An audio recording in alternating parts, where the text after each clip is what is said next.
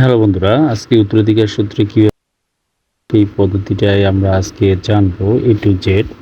দেখুন বন্ধুরা, এজন্য আমাদেরকে সবার প্রথমে আমাদের প্রোফাইলটা কিন্তু আপডেট করা লাগবে। প্রোফাইলটা আপডেট না করলে কিন্তু কাজটা হবে না। দেখুন প্রথম অবস্থায় এরকম একটি মেসেজ আপনাদেরও শো করবে। তখন আপনারা এই মেসেজটা আপনার আইডি দিয়ে ভেরিফাই করে নেবেন, তাহলে আপনারা সহজে মিউটেশন আবেদনটা করতে পারবেন। দেখুন এখানেও তাই দেখাচ্ছে, এজন্য আপনাদেরকে আপনার আপনার আবেদনের অ্যাকাউন্টটি ভেরিফাই করে নিতে হবে। দেখুন এটা আমরা অলরেডি ভেরিফাই করে নিলাম। আর বন্ধুরা, প্রাইভেসির কারণে এসব জিনিস সহজে সব কিছু দেখানো হচ্ছে না। যাই হোক, এখান থেকে আমরা সরাসরি মিউটেশনে চলে আসলাম। মিউটেশনে আসার পর এই অ্যাকাউন্ট থেকে আমরা যেগুলো আবেদন করেছি সেগুলো কিন্তু এখানে দেখতে পাচ্ছি, এবং বিগত দিনে একটা মিউটেশন আবেদন কিন্তু এখানে বাতিল হয়েছে। সেই কাজটি আমাকে দিয়েছে আজকে নতুন করে, যেন আবেদনটি এমনভাবে করে দিই যেন আবেদনটি এবার মঞ্জুর হয়। যাই হোক, আমি তাদের আবেদনটা এখানে দেখে নিলাম, এবং আবেদনটি একটা কপি আমি রাখলাম, যেটা নামঞ্জুর হয়েছে সেই কপিটা নিলাম। আর এটা বন্ধুরা হবে আপনার উত্তরাধিকার সূত্রে খারিজ। এই জিনিসটা হচ্ছে উত্তরাধিকার সূত্রে। যাই হোক, এখানে আমরা সব কিছু দেখতে পাচ্ছি, গত আবেদনে যেগুলো ছিল আর কি, সেগুলো এখানে আমরা দেখতে পাচ্ছি কিভাবে কি করেছিল না করেছিল সেই ডকুমেন্টগুলো দেখলাম। যাই হোক, আমরা এখন সরাসরি আবেদনে চলে যাব। এটা রেকর্ড থেকে, মানে এসএ রেকর্ড থেকে আবেদনটা করতে হবে। যাই হোক, গত আবেদনগুলো আমি একটু ভালো করে দেখে নিলাম এবং আপনাদেরকেও বোঝাচ্ছি এটা আসলে কি। আর বন্ধুরা, প্রাইভেসির কারণে কিছু ক্ষেত্রে ব্লার করা থাকবে, সেটা আপনারা বুঝতে পারছেন, এটা ক্ষমাসুলভ দৃষ্টিতে দেখবেন। যাই হোক, এখানে আমরা এখন প্রথম অবস্থায় কোড ফিটা পরিশোধ করবো, 20 টাকা কোড ফি। এটা আপনারা সবাই জানেন। যাই হোক, আমরা সেটা ক্লিক করলাম। ক্লিক করার পর ঠিকানাগুলো সবগুলো যার যেটা ঠিকানা হবে সেটা সিলেক্ট করার পর আমরা পরবর্তী বাটনে ক্লিক করতেছি। যাই হোক, আমরা পরবর্তী বাটনে ক্লিক করব। ক্লিক করার পর এখান থেকে আমরা পেমেন্ট করব। যাই হোক, পেমেন্ট করাটা তেমন কঠিন কিছু না, আশা করি আপনারা সবাই ভালো করে জানেন যে কীভাবে এটাতে পেমেন্ট করতে হয়। যাই হোক, আমরা এই চালানের মাধ্যমে পেমেন্টটা করব। দেখুন এই চালানে আমরা অলরেডি প্রবেশ করলাম। করার পর আমরা মোবাইল ব্যাংকিং থেকে বিকাশটা সিলেক্ট করব এবং আমরা প্রথম অবস্থায় 20 টাকা পেমেন্ট করে দেবো বিকাশ থেকে। দেখুন আমরা 20 টাকা 20 পয়সার মতো এসেছে, এটা আমরা পেমেন্ট করে দিচ্ছি। যাই হোক, পেমেন্ট করার পর আমরা একটা কোড পেলাম, সেটা থেকে আমরা আবেদনে সরাসরি চলে যাব। দেখুন এখান থেকে আমরা আবেদনে চলে আসলাম। এটা যেহেতু মিউটেশন নয়, এটা সরাসরি রেকর্ড থেকে, তাই আমরা রেকর্ডটা সিলেক্ট করলাম। করার পর আবেদনে প্রবেশ করতেছি।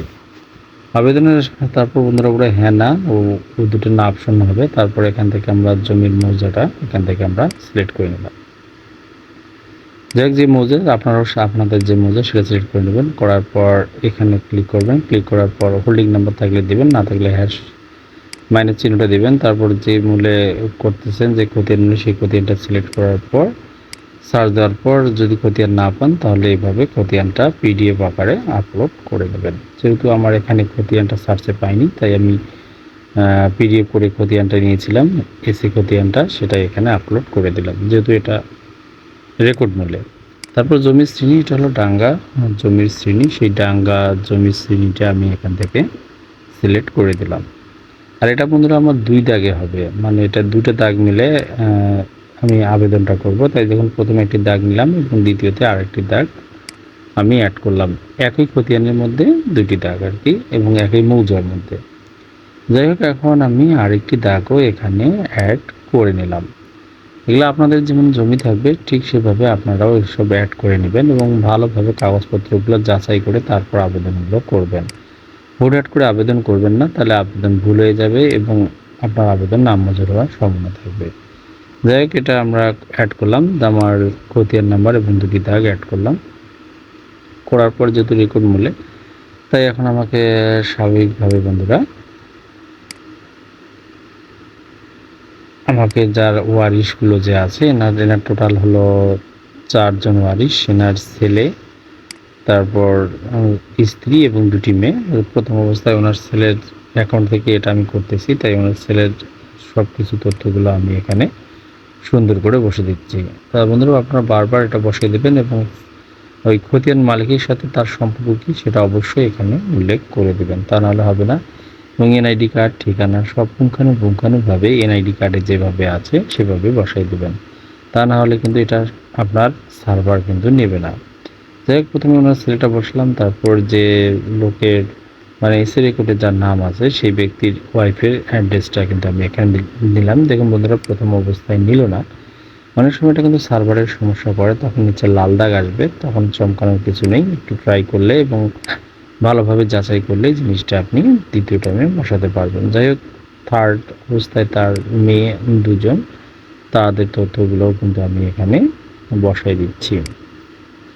সম্পর্কটা বন্ধুরা অবশ্যই ভালোভাবে বসাই দিবেন। ওই জায়গাটায় এই কলামটায় কোনোভাবেই ভুল করা যাবে না, তাহলে কিন্তু আবেদনের সেখানেই শেষ হয়ে যাবে। যাই হোক, চতুর্থ অবস্থায় ওনার আরেকটি মেয়ে আছে, 2 মেয়ে, 1 ছেলে এবং স্ত্রী। তাদের সব তথ্যগুলো কিন্তু আমি এখানে সুন্দর করে বসাই দিলাম। দেখুন প্রথম অবস্থায় নিচ্ছে না, তারপর একটু পর নিল, তারপর সমভাবে বা ভিন্নভাবে সেই জিনিসটা সিলেক্ট করবেন। এনাদের সবাই সমভাবে বন্টন করে সেটা থাকবে। তারপর এখানে আমি ওয়ারিশন সনদ এবং বন্টননামার ক্ষেত্রেও ওয়ারিশন সনদ, 2 জায়গায় একই ওয়ারিশন সনদ বন্টননামা নামে এবং ওয়ারিশন সনদ নামে দেওয়ার পর আপলোড করে নিলাম। আপনারা এভাবে করে নেবেন। আর যদি বন্টননামা আপনাদের থেকে থাকে তাহলে দিবেন, না হলে ওয়ারিশন সনদটা বন্টননামা হিসেবে সেখানে দিবেন। তারপর বন্ধুরা, এখানে আমরা জিনিসের বিভিন্ন তথ্যগুলা পুঙ্খানুপুঙ্খানুভাবে বসে দিচ্ছি, আপনারা ওইভাবে বসাই দিবেন। আপনার প্রতিটা জিনিস কিন্তু এখানে বন্ধুরা সঠিকভাবে কিন্তু বসাই দিতে হবে। দাগের তথ্য, ইয়ের তথ্য, সব তথ্যগুলো কিন্তু আপনাকে ভালোভাবে বসাই দিতে হবে। সব কিছু বসায় দেওয়ার পর, মালিকের তথ্যগুলো বসায় দেওয়ার পর আপনারা এখানে আপলোড করবেন। এর আগে বন্ধুরা আমরা কিন্তু ওখানে মালিকের তথ্যটা বসালাম, এসে রেকর্ডের যার নাম ছিল। আর এখানে বন্ধুরা আমরা বসাচ্ছি হলো যার পর্চা ছিল, ওনার পর্চা খতিয়ান, ওনার কাছে যেটা ছিল এসে রেকর্ড, সেগুলো বসালাম। আপনার কাছে যদি কলমি নকশা বা ভূমি উন্নয়ন কর রসিদ যদি থাকে সেটা বসাই দেবেন। তারপর এখানে হ্যাঁ না নামে যে অপশনগুলো আছে সেগুলো আপনাদের ক্ষেত্রে যেটা প্রযোজ্য হবে সেটা দিবেন। বেসিক্যালি এইসব তথ্য আমি যেভাবে বসাচ্ছি এইভাবেই কম বেশি সবারই হয়, সেটাই দিবেন। আর আমি খতিয়ানে তার অন্য কোনো জমি নেই, সেই জন্য আমি এটা না দিচ্ছি, এটা না দেওয়া। আর ভূমি উন্নয়ন করের যে বিষয়টা আমি হ্যাঁ দিচ্ছি। তারপর এখানে সবার শেষের যে কলামটা সেটাতে টিক চিহ্ন আমি দিলাম। দেওয়ার পর এখানে আমি দেখলাম একবার চেক করে, হ্যাঁ সব কিছুই মোটামুটি এখানে আমার ঠিকই আছে। এবং জমির পরিমাণ 23 শতক জমির টোটাল আবেদনটা হচ্ছে সেটা উল্লেখ করার পর টিক চিহ্নতে দেওয়ার পর এটা আমি এখন পরবর্তী ধাপে চলে যাব। আমি সেখানে এখন ক্লিক করলাম। তারপর আমি আবেদনটা আরেকবার চেক করে নিলাম। এখান থেকে প্রিভিউর মাধ্যমে কিন্তু আবেদনটি আরও একবার চেক করে দেখা যাবে যে কোথায় কী হয়েছে না হয়েছে। আপনারাও ঠিক সেভাবে 2টো কলাম থাকবে, 2টো কলামে কিন্তু আবেদনটা আপনারা আরেকবার চেক করে নেবেন। আমিও কিন্তু চেক করে নেব কী কী কাগজ এখানে আমি দিয়েছি, সব জিনিসগুলো এখানে দেখা যাচ্ছে, সেগুলো কিন্তু আমি এখানে বসাই দিলাম। তো বন্ধুরা, আমি এটা কিন্তু অনেক শর্টকাটে আপনার করতেছি। তো এর মধ্যে যদি আপনাদের বুঝতে কোনো সমস্যা হয়, কোনো দ্বিধা না করে সাথে সাথে আমাকে কমেন্টস করবেন।